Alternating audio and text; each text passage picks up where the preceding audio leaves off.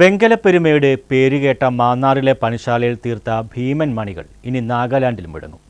1200 kilo വീതം ഭാരവും 4 അടി ഉയരവുമുള്ള 2 കൂറ്റൻ മണികളാണ് മാന്നാറിൽ നിർമ്മിച്ച അടുത്ത ദിവസം നാഗാലാൻഡിലേക്ക് യാത്രയാവുന്നത്. നാഗാലാൻഡ് അസംബ്ലി സ്പീക്കർ ഷെറിംഗെയിൻ ലോങ്കുമാറിന്റെ ഓർഡർ പ്രകാരം അദ്ദേഹത്തിന്റെ ചർച്ചിലേക്കും മുഖ്യമന്ത്രി നെയ്ഫിയു റിയോയുടെ ഗ്രാമത്തിലെ പള്ളിയിലേക്കുമാണ് മാന്നാറിൽ നിർമ്മിച്ച മണികൾ സ്ഥാപിക്കുന്നത്. പാരമ്പര്യ നിർമ്മാണ രീതിയിൽ 12ഓളം തൊഴിലാളികൾ 6 മാസത്തോളം നടത്തിയ കഠിനാധ്വാനത്തിലൂടെ ഈ വെങ്കലമണികൾ പൂർത്തിയായത്.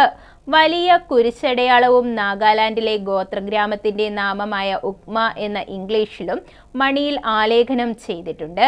1200 കിലോയോളം തൂക്കം വരുന്നത് 4 അടി പൊക്കമുള്ള ഒരു മണിയാണ് ഇവിടെ നിർമ്മിച്ചത്. 2 എണ്ണമാണ്. ഇവിടെ ഇത് ഓർഡർ തന്നത് നാഗാലാൻഡിലെ സ്പീക്കർ അദ്ദേഹത്തിൻ്റെ ഒരു പള്ളിക്കും പിന്നെ അവിടുത്തെ ചീഫ് മിനിസ്റ്റർ ആയിരിക്കുന്ന അദ്ദേഹത്തിൻ്റെ ഗ്രാമത്തിലെ ഒരു പള്ളിയിലേക്കുമാണ്.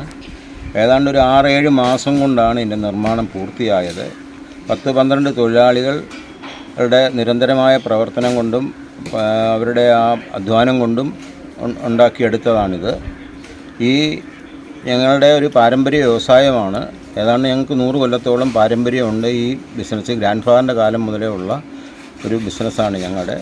പള്ളിമണി നിർമ്മാണത്തിൽ പ്രശസ്തരായ മാന്നാറിലെ PRM ലക്ഷ്മണ അയ്യർ അസോസിയേറ്റ്സിലെ 3ാം തലമുറയിലെ സഹോദരങ്ങളായ ലക്ഷ്മി നാരായണ ശർമ്മയും R വെങ്കിടാചലവുമാണ് നിർമ്മാണ പ്രവർത്തനങ്ങൾക്ക് നേതൃത്വം നൽകിയത്.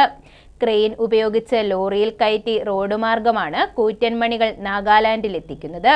പുതുവർഷത്തിലെ നാഗാലാൻഡിലെ പള്ളിയിലെ തിരുനാളിന് വെങ്കലനാടിന്റെ മണികൾ മുഴങ്ങും. News bureau, Mannar.